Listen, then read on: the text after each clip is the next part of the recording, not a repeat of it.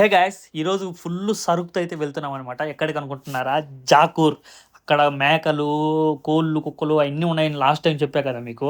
Compulsory అక్కడికైతే మేము వెళ్తున్నాం అనమాట. ఈ సరుకంతా తీసుకొని బాబు అంటున్నాడు, ఈ రేట్ అయితే ఏంది చాలా ఎక్కువ ఉంది, ఈ రేటు మోర్ ఎక్స్పెన్సివ్ అని చెప్పాడు అనమాట. చూడండి గాయస్, స్ట్రైట్గా వెళ్ళి లెఫ్ట్ కొడితే జాకూర్ వచ్చేస్తుంది. అక్కడికైతే మాకు 45-50 కిలోమీటర్స్ అయితే ఉంటుంది అనమాట మా రూమ్ నుంచి అక్కడికి. చూడండి ఈ సరుకు ఎంత అవుతుందో ఒకసారి మ్యాక్సిమం కామెంట్ చేసి చెప్పండి. మన కరెన్సీలో ఎంత అవుతుంది మామ? చాలా తక్కువ. అసలు మనకు గడ్డి అవసరం లేదు మామ. మన ఇండియాలోనే మనమే పండించుకుంటాం. పెద్ద కథ కాదు మనకి. ఇక్కడైతే ఇక్కడ కొనాలన్నమాట. పండించేది ఏమి ఉండదు అనమాట. కొనుక్కోవాలి మనమే. అంతా అయిపోయిన తర్వాత పెట్రోల్ పెట్టుకొని అయితే వచ్చామన్నమాట. పెట్రోల్ దీనికైతే 75 లీటర్స్ దాకా అయితే ఫుల్ ట్యాంక్ అయితే అవుతుంది.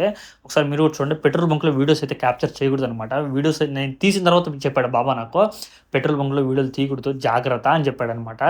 మీరు కూడా తెలియకపోతే తెలుసుకోండి కంపల్సరీ. పెట్రోల్ బంక్‌లో వీడియోలు అయితే క్యాప్చర్ చేయకూడదు. నేనైతే నాకు తెలియక ఫస్ట్ టైమ్ తీసిన.